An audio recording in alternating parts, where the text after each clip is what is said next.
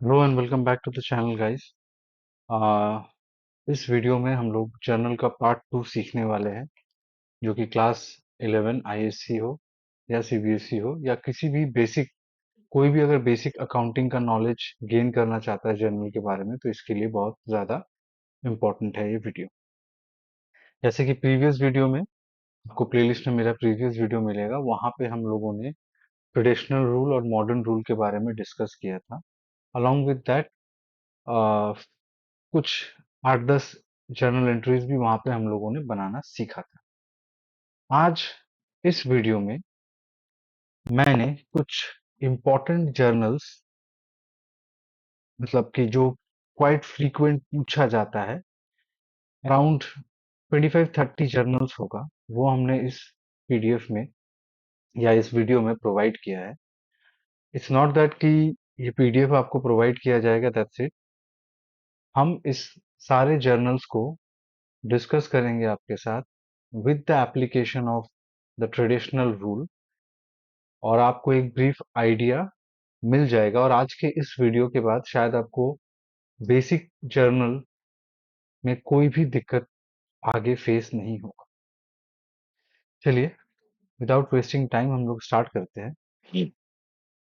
एक बार स्टार्ट करने से पहले एक बार हम चाहते हैं कि आप थोड़ा सा ट्रेडिशनल रूल का एक बार रिकैप आप लोगों को दे दें। क्या पता आपने मेरा वीडियो देखा हो या कि नहीं, पहला वाला, इसीलिए एक रिकैप दे देते हैं कि कैसे क्या कर रहे थे हम लोग।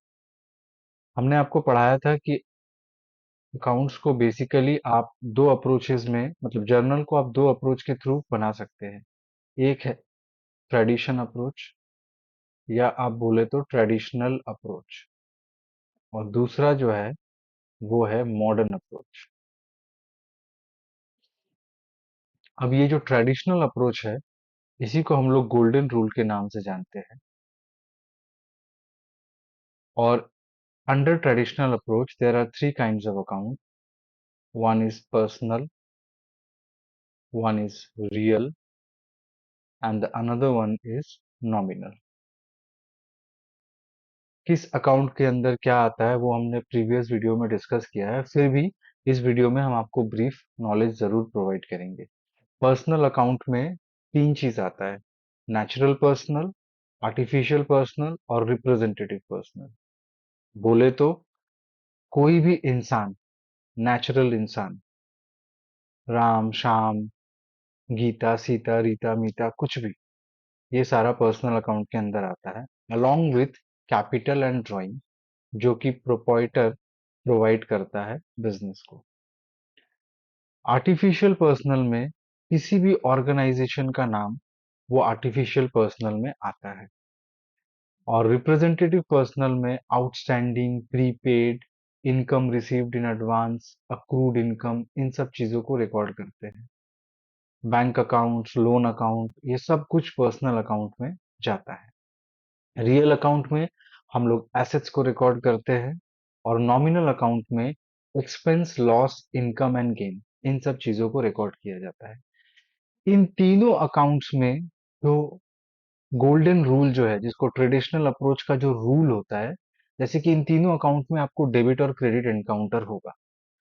अब इन तीनों अकाउंट में डेबिट या क्रेडिट में जो भी आइटम आने वाला है, वो अलग अलग तरीके से हम लोग रिकॉर्ड करते हैं। जैसे पर्सनल अकाउंट में डेबिट आप उसी को करते हो जो क्या होता है, द रिसीवर। क्रेडिट किसको करते हो आप, द गिवर। ये हो गया पर्सनल अकाउंट का रूल। अच्छा, रियल अकाउंट में बेटा जी, रियल अकाउंट में डेबिट मतलब होता है व्हाट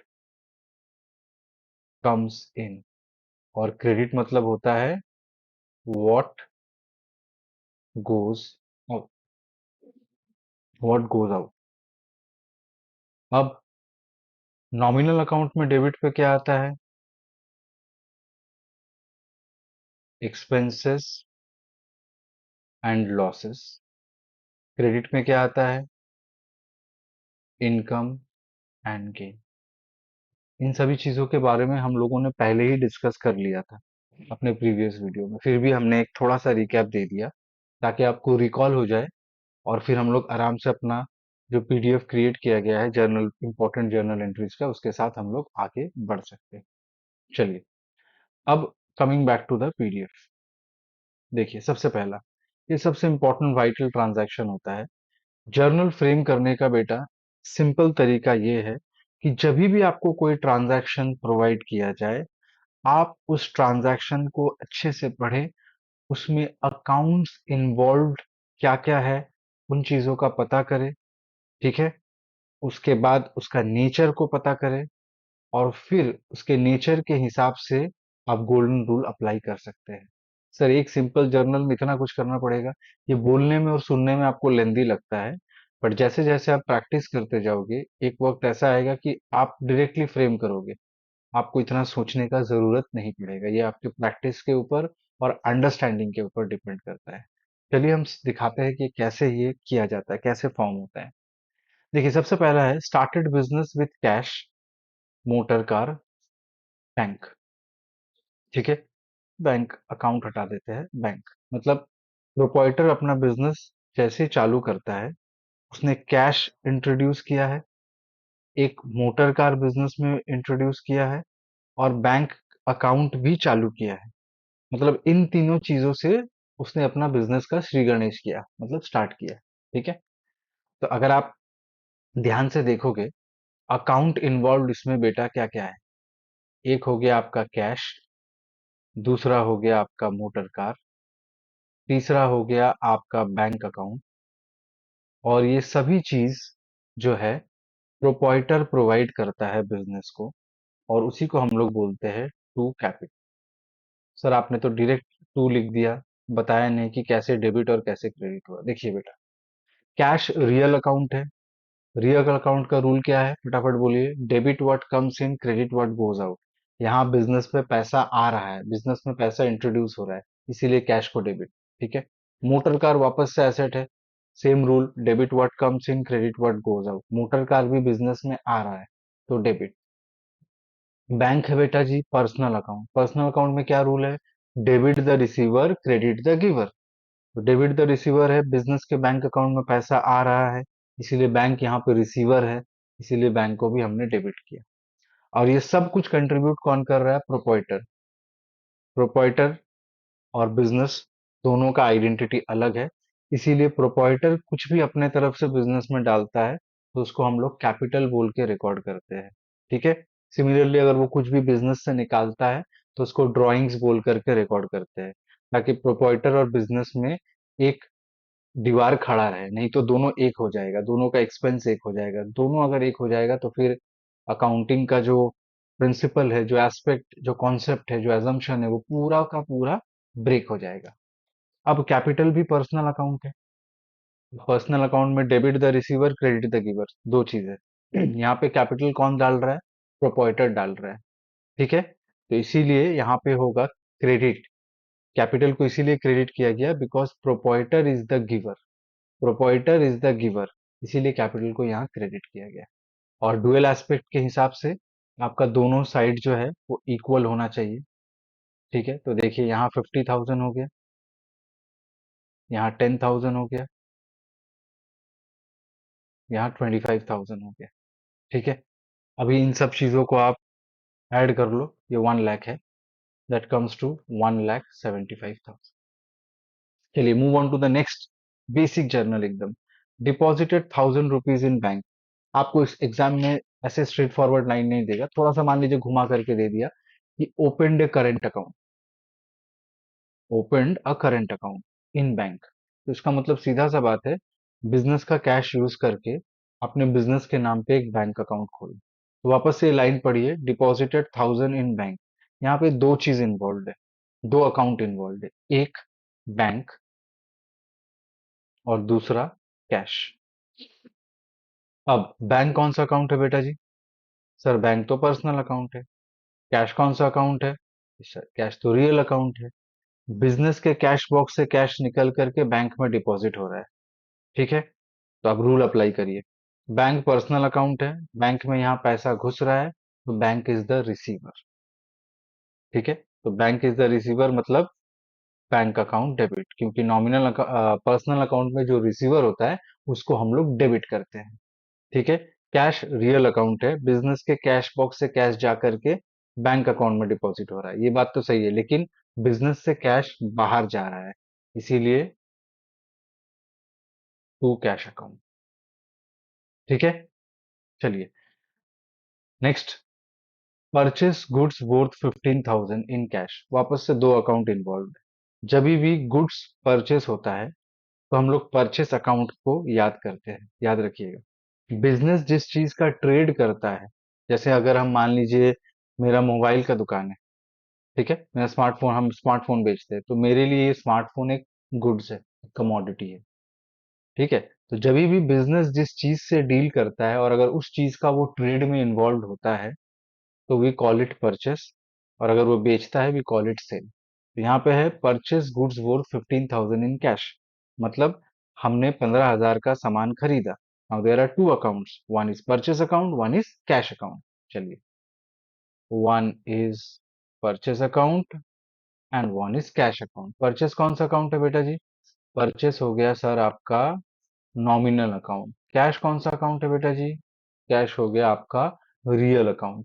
ठीक है।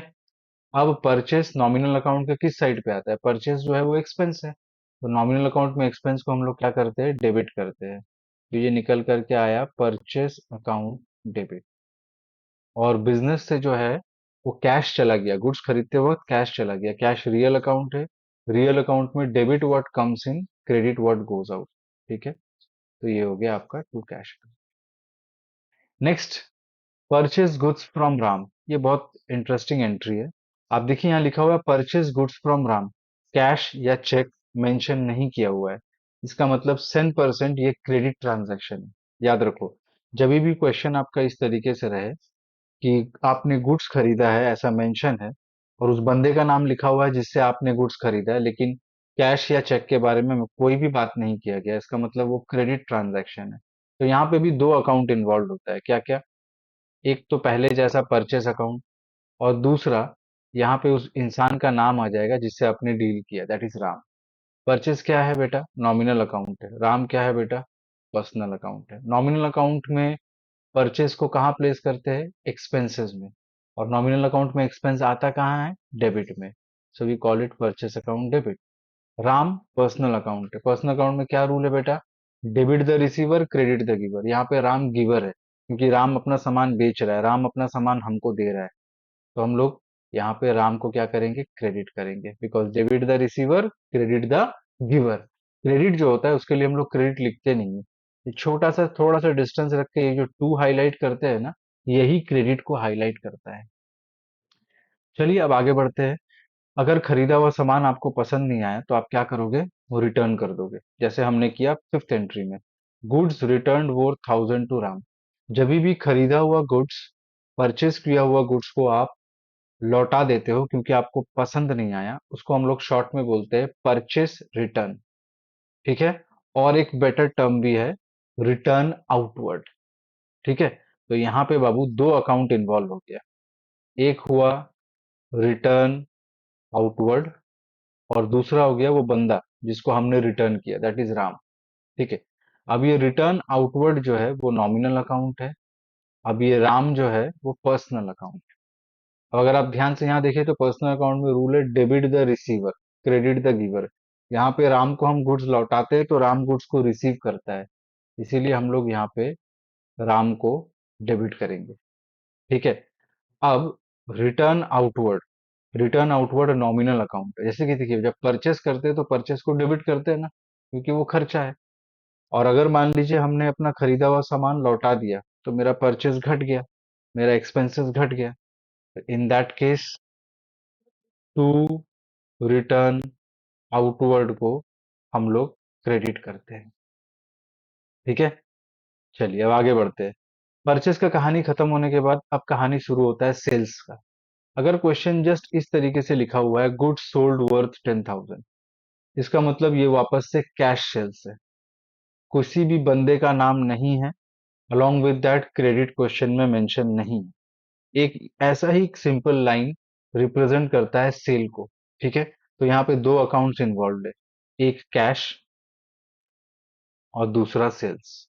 क्योंकि हम सामान बेच रहे हैं तो मेरे घर कैश आ रहा है, तो हम लोग कैश को क्या करेंगे, डेबिट करेंगे। ठीक है। दूसरा, सेल जो है वो नॉमिनल अकाउंट है, और नॉमिनल अकाउंट में सेल्स को रेवेन्यू माना जाता है, और रेवेन्यू को हम लोग क्रेडिट करते हैं, इसीलिए टू सेल्स। ठीक है। सिमिलरली सिमिलरली अगर मान लीजिए कि हम लोग क्रेडिट में सामान बेचते, यहाँ पे कट गया है थोड़ा सा। ठीक है।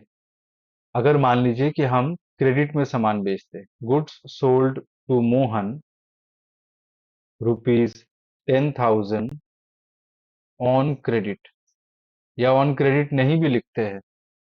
ठीक है। ऑन क्रेडिट अगर नहीं भी मेंशन करते हैं, बस इतना सा भी लिखते हैं, गुड्स सोल्ड टू मोहन ₹10,000, इसका मतलब ये एक्सक्यूज मी, ये एक क्रेडिट सेल्स है।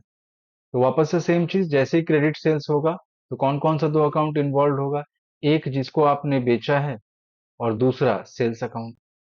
मोहन वापस से पर्सनल अकाउंट है, पर्सनल अकाउंट में रूल क्या है बेटा जी, debit the receiver credit the giver. तो यहाँ पे मोहन जो है वो सामान को रिसीव कर रहा है, क्योंकि हम लोग उसको बेच रहे हैं, इसीलिए मोहन अकाउंट डेबिट हो गया।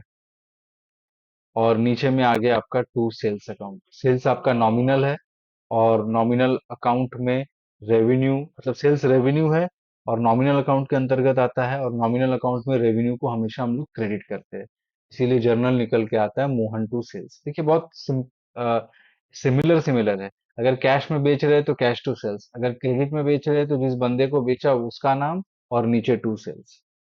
ठीक है। चलिए अब और थोड़ा सा अपने आप को आगे बढ़ा के ले जाते हैं। यहाँ पे देखिए आपको तीन एंट्री दिख रहा होगा, दो डेबिट एक क्रेडिट। इस तरीके के जर्नल को हम लोग बोलते हैं कंपाउंड एंट्री। ठीक है। कंपाउंड एंट्री में दोनों तरफ डेबिट क्रेडिट तो बैलेंस होगा ही होगा, लेकिन डेबिट या credit either of the side में एक से ज्यादा एक से ज्यादा एंट्री होगा, तो उसको हम लोग कंपाउंड एंट्री बोलते हैं। जैसे कि देखिए यहाँ पे बोल रहा है, received 1900 from Madan in full settlement of his account. Madan नहीं, मोहन। तो ये मोहन कौन है? देखिए ये मोहन वही आदमी है। ठीक है। यहाँ वाला आदमी है मोहन। ठीक है। इसको काट के कर लेते हैं 2000। ये मोहन वही आदमी है जिसको आपने 2000 का सामान बेचा था। अब यही मोहन क्या कर रहा है, आपको 1900 रुपीज लौटा रहा है, और क्वेश्चन में फुल सेटलमेंट का टर्म यूज किया गया है। पता है बेटा जी फुल सेटलमेंट मतलब क्या होता है? फुल सेटलमेंट मतलब होता है डिस्काउंट। इसका मतलब जो बीच का गैप है, जो डेफिसिट आपको दिख रहा है, आपको लग रहा होगा कि बाद में इसका पेमेंट मिलेगा, इसका पेमेंट आपको कभी नहीं मिलेगा, क्योंकि ये फुल सेटलमेंट मतलब बीच का गैप डिस्काउंट हो गया। ठीक है। तो अगर आप ध्यान से इस लाइन को पढ़े वापस से, receive 1900 from Mohan in full settlement, what are the accounts involve? पहला, क्योंकि पैसा आपको मिल रहा है, तो एक हो गया आपका कैश अकाउंट।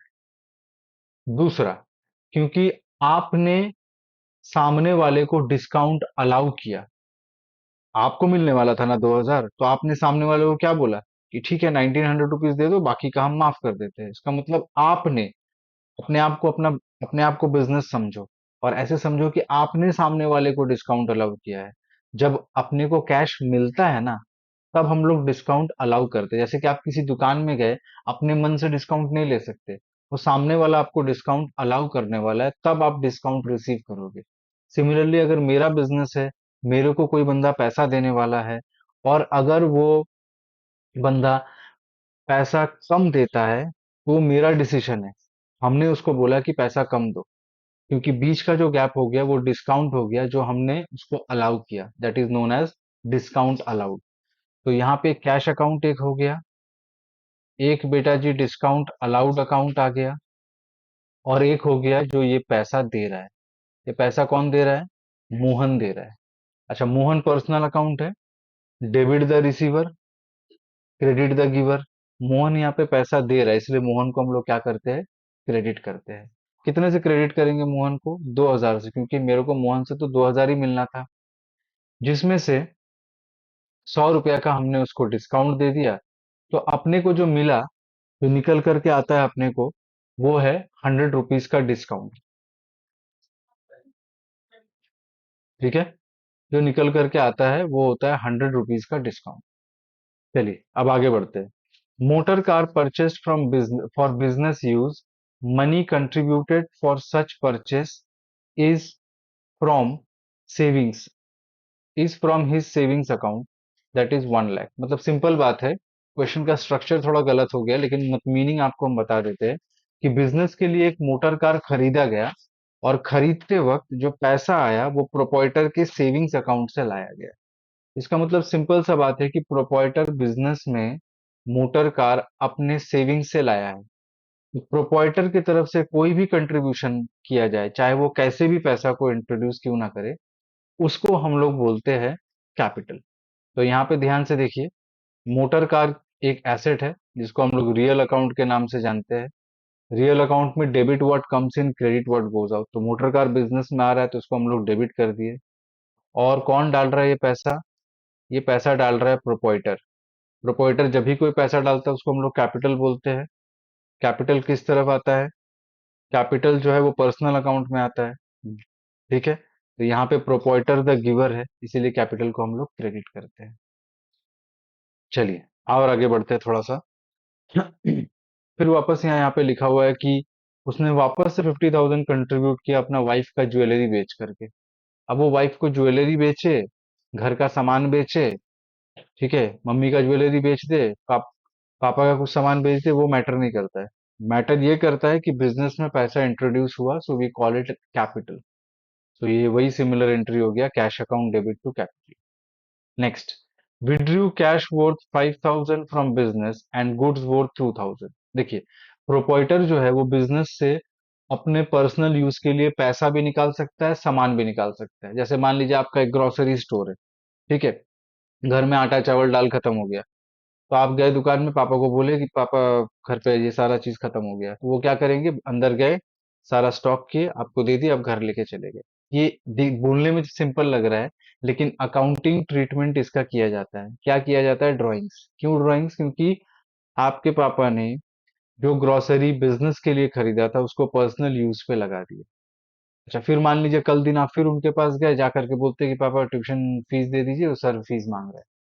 ठीक है, तो वापस से वो क्या करेंगे, उसी किराने की दुकान का कैश बॉक्स से पैसा निकाल करके आपको देंगे, तो वो भी एक तरह का ड्राइंग्स हो गया। तो ड्राइंग्स मतलब ये मत समझिएगा कि प्रोपराइटर सिर्फ बिजनेस से कैश विड्रॉ करता है, नहीं, वो अपने जरूरत का कुछ भी सामान अगर बिजनेस से निकाल करके वो पर्सनल यूज में लगा देता है, तो उसी को हम लोग ड्राइंग्स बोलते हैं।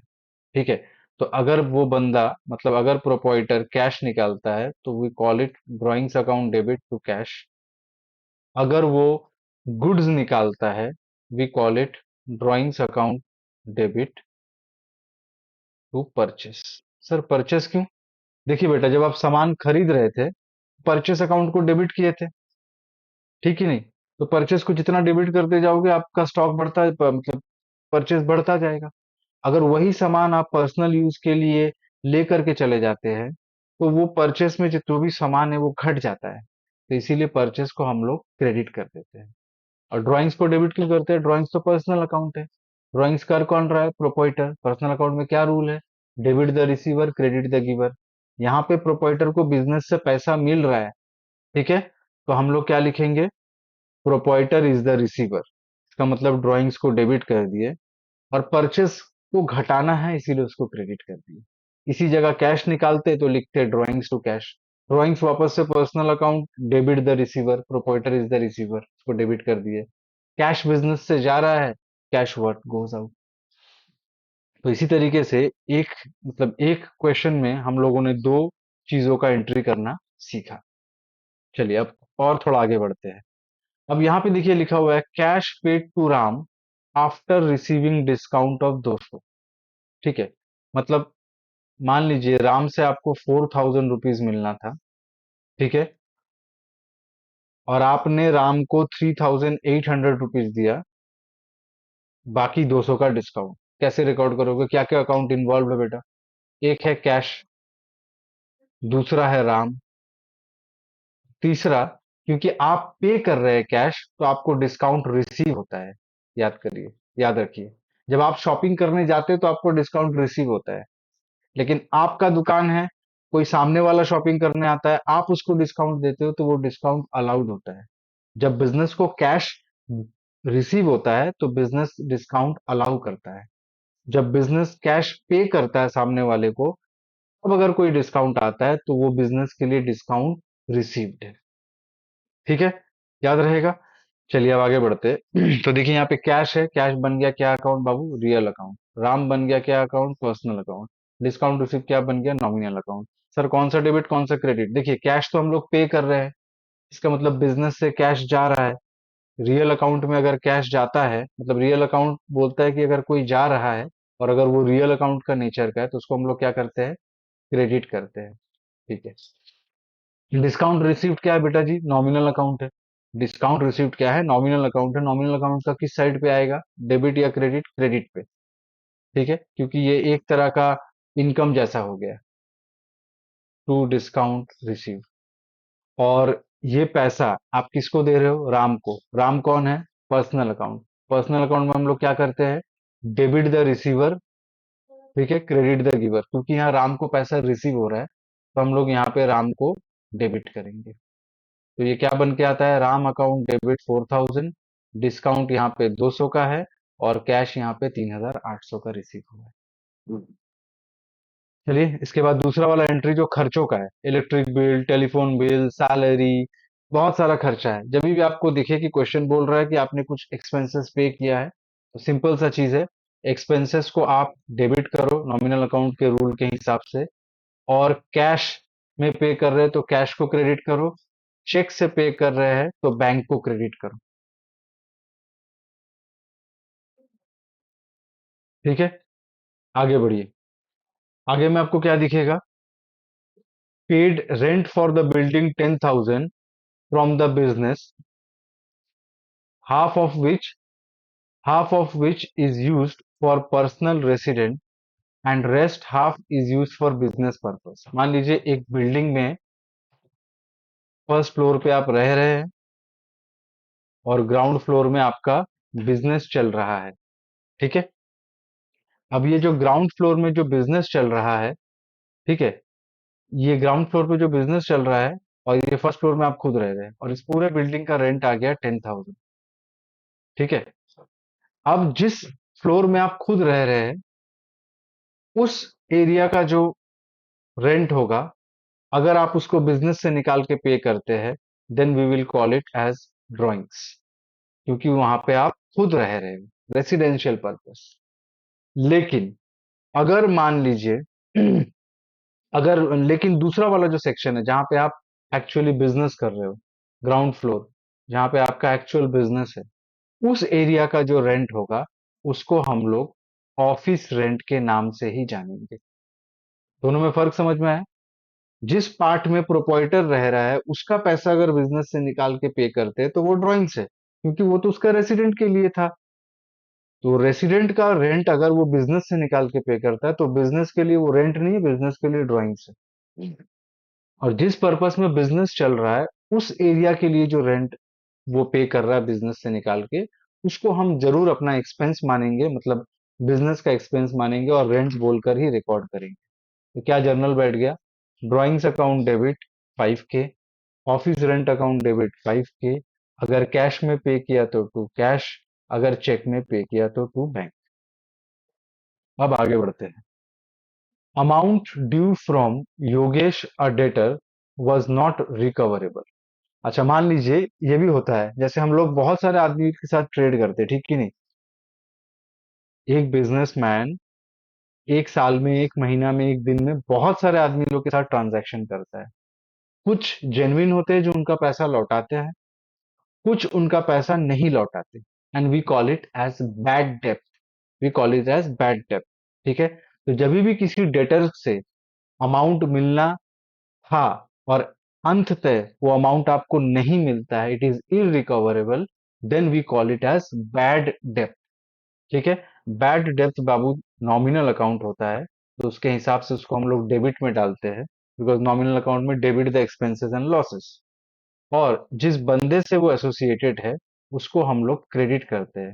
अब वो आप पूछिएगा सर क्यों, देखिए बंदा मतलब nominal account, nominal sorry personal account, personal account मतलब debit the receiver credit the giver. ठीक है। तो यहाँ पे जो इंसान एसोसिएटेड है उस डेब्ट के साथ, उसको हम लोग क्रेडिट कर देते हैं। ठीक है। और जो लॉस अपने को फेस होता है, उसको हम लोग डेबिट करते हैं, we call it as bad डेब्ट। अच्छा, कल दिन ये भी हो सकता है कि उस इंसान का अंतरात्मा जाग जाए। ठीक है, वो एक भला मानुस बन गया और उसको याद आ गया कि अरे, हम तो उस इंसान से पैसा लिए थे, लौटाए नहीं है, चलो जा करके लौटा देते हैं। Now we call it as bad डेब्ट recovered. We call it as bad डेब्ट रिकवर्ड। तो बैड डेब्ट रिकवर्ड जब होता है तो वापस से बिजनेस में पैसा आने के कारण कैश को डेबिट करते हैं। अगर बैंक के थ्रू पैसा आता है तो बैंक को भी डेबिट करते हैं। और नीचे उस इंसान का नाम नहीं लिखते कि नीचे हम योगेश का नाम नहीं लिख सकते।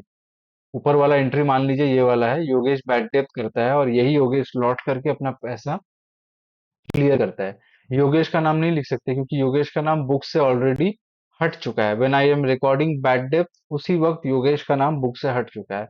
अभी अगर योगेश कल दिन लौट के अपना ड्यू क्लियर भी करता है क्योंकि वो एक भला मानुस बन गया है, in that case we will write to bad डेब्ट recovered. We will never mention Yogesh's name in this journal. ये रूल है, याद रखना। अब आगे बढ़ते हैं। मान लीजिए एक इंसान है जिसके साथ आपने ट्रेड किया था, उसका नाम है सोहन। सोहन जो है वो कल दिन इंसॉल्वेंट डिक्लेयर हो जाता है। पता है इंसॉल्वेंट क्या है?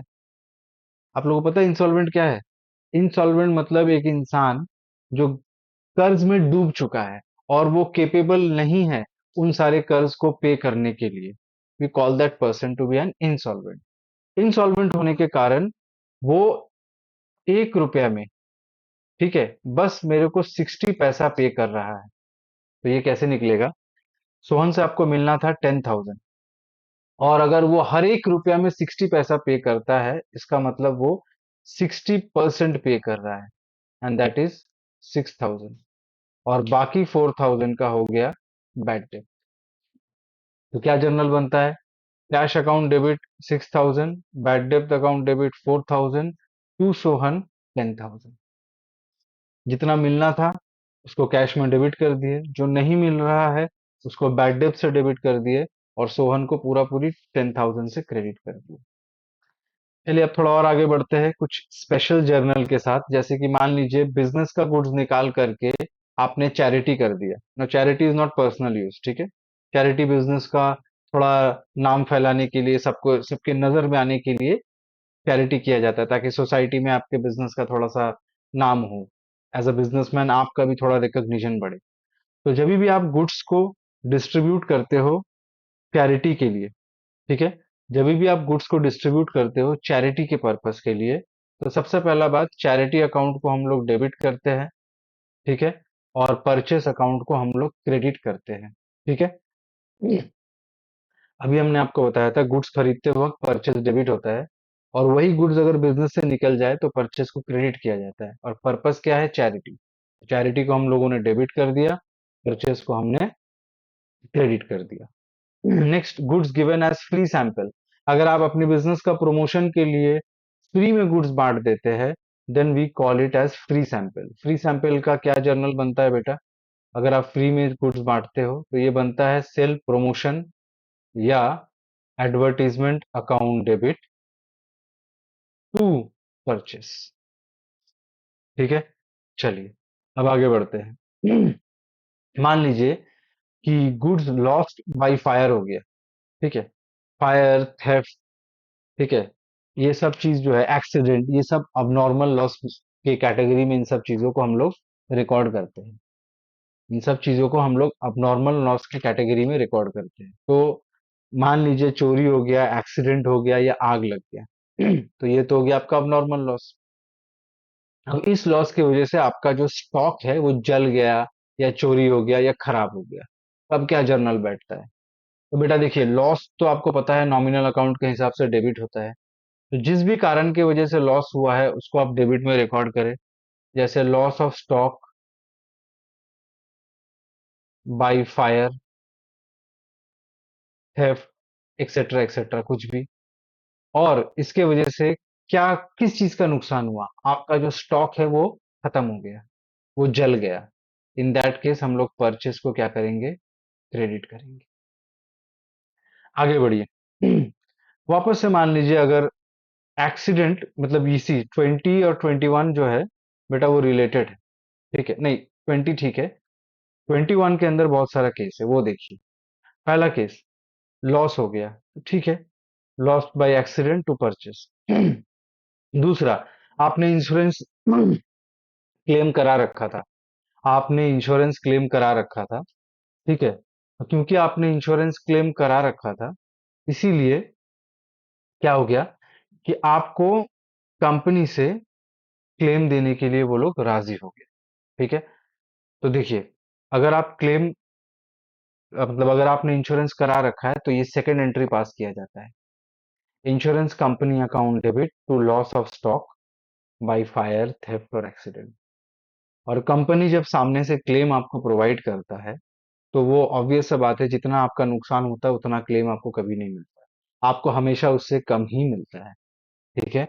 In that case bank account debit कितने से, जितना आपको रिसीव हुआ, जितना रिसीव नहीं हुआ उसको हम लोग कहाँ भेज देते हैं, उसको हम लोग प्रॉफिट एंड लॉस अकाउंट में भेज देते हैं और इंश्योरेंस कंपनी को क्रेडिट करते हैं टोटल अमाउंट से।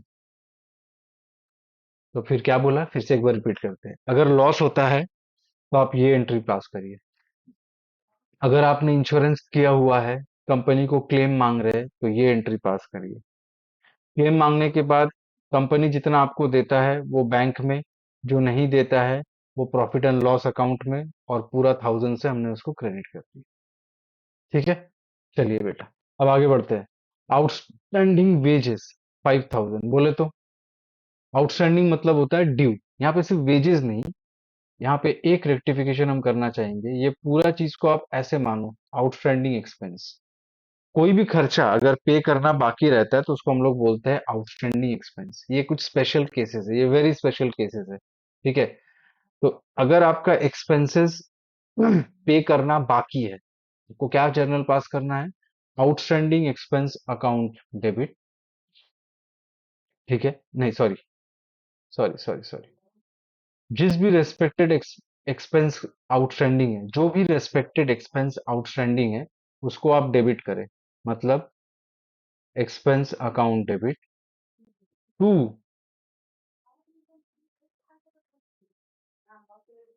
Outstanding expense account. अब आप बोलिएगा सर इसके पीछे रूल बताइए, देखिए बेटा, एक्सपेंस तो है नॉमिनल अकाउंट, उसके हिसाब से वो डेबिट हो गया। आउटस्टैंडिंग एक्सपेंस जो है वो पर्सनल अकाउंट है, debit the receiver credit the giver, तो इसीलिए उसको हम लोग क्रेडिट कर दिए। तो यहाँ पे अगर रेंट रहा तो rent account debit to outstanding rent, अगर सैलरी रहा तो salary account debit to outstanding salary, ठीक है।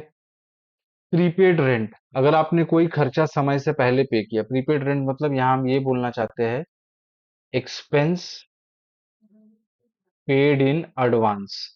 अगर आप किसी भी एक्सपेंस एक्सचेंज मतलब एक्सपेंस को समय से पहले पे करते, वी कॉल इट प्रीपेड। सबसे बेस्ट एग्जांपल आपके फोन में जियो, पहले आप रिचार्ज कराते हैं 699 या जो भी कुछ है, उसके बाद आपको 84 डेज ऐसे अलग अलग डेज का बेनिफिट मिलता है, ठीक है। और एक होता है पोस्ट पेड, पहले आप बात कर लो मस्ती से फिर बिल भेजेंगे, ठीक है। तो प्रीपेड मतलब होता है पहले अपने खर्चों को पे कर दो समय से पहले। तो प्रीपेड रेंट एक तरह का वापस से ये नॉमिनल अकाउंट ही है, सॉरी पर्सनल अकाउंट ही है। पर्सनल अकाउंट में debit the receiver credit the giver, इसको हम लोग डेबिट करते हैं, प्रीपेड रेंट को हम लोग डेबिट करते हैं, ठीक है। और टू रेंट, जैसे अगर प्रीपेड रेंट है तो प्रीपेड रेंट को हम लोग डेबिट करेंगे और टू रेंट को क्रेडिट करेंगे। सर ऐसा क्यों, देखिए बेटा, रेंट तो फिलहाल आपके लिए एक्सपेंस है, लेकिन अगर आप समय से पहले रेंट पे कर देते हैं, ठीक है, तो वो आपका एसेट बन जाता है, इसीलिए उसको प्रीपेड रेंट के नाम से रिकॉर्ड करते हैं। और सिर्फ रेंट जो है उसको हम लोग क्रेडिट कर देते हैं। अक्रूड इनकम, चलिए अक्रूड इनकम मतलब है income earned but not receive, income earned but not receive. जैसे अगर आप कमीशन अर्न करते हैं तो क्या लिखते हैं, cash account debit to commission receive, cash मतलब real, what comes in, commission receive nominal, credit मतलब रेवेन्यू, क्रेडिट कर दिए। अगर यही आपको नहीं मिलता है तो आप क्या लिखते हैं पता है, आप लिखते हैं accrued commission account debit to commission received. ठीक है, चलिए next, interest on investment earned but not receive. ये एक एग्जाम्पल है, ये अक्रूड इनकम का एक एग्जाम्पल है कि आपने इंटरेस्ट अर्न कर लिया पर हाथ में अभी तक रिसीव नहीं हुआ। क्या जर्नल बैठता है उसके लिए? Accrued interest on investment to interest on investment account. ठीक है, ओके। अनअर्न्ड इनकम, अब आते हैं हम लोग, अनअर्न्ड इनकम किसको बोलते हैं? अनअर्न्ड इनकम मतलब होता है कि हम लोगों ने इनकम रिसीव कर लिया, ठीक है, हम लोगों ने इनकम रिसीव कर लिया लेकिन अभी तक उसको अर्न नहीं किया है। जैसे कि मान लीजिए हम पढ़ाते हैं, ठीक है, अगर कोई स्टूडेंट मेरे को सेशन शुरू होने से पहले ही पूरा सेशन का फीस दे दे, तो उसको हम लोग बोल सकते हैं अनअर्न्ड इनकम। मतलब पूरा साल अभी हमने पढ़ाया ही नहीं, लेकिन पूरा साल का फीस जो है वो मैंने अर्न कर लिया, उसको बोला जाता है अनअर्न्ड इनकम। और उसके लिए जो जर्नल होता है वो होता है जिस भी इनकम को आपने समय से पहले रिसीव किया है, मतलब income received account debit to income received in advance. जैसे यहाँ पे था रेंट, तो rent received account debit to rent received in advance. चलिए, अब थोड़ा सा ही बचा हुआ है, तीन चार ही जर्नल बचा हुआ है, वो भी बहुत इंपॉर्टेंट है, डेप्रिसिएशन। आपको पता होगा कि जब हम लोग किसी भी फिक्स्ड एसेट को यूज करते हैं तो लॉन्ग रन में वो डेप्रिशिएट होता है। ठीक है, लॉन्ग रन मतलब जैसे ही आप उसको यूज करना शुरू करोगे उसमें वेयर एंड टियर आता जाएगा, ऑब्सोलेंस आता जाएगा, तो वो डेप्रिशिएट करता जाएगा। तो डेप्रिशिएशन को हम लोग अपना ऑपरेटिंग एक्सपेंस मान करके डेबिट करते हैं, बिकॉज नॉमिनल अकाउंट में एक्सपेंसेस को डेबिट ही किया जाता है। और जिस भी चीज का डेप्रिसिएशन हो रहा है वो एक फिक्स्ड एसेट है, उसको हम लोग क्रेडिट कर रहे हैं क्योंकि उसका फॉल इन वैल्यू हो रहा है।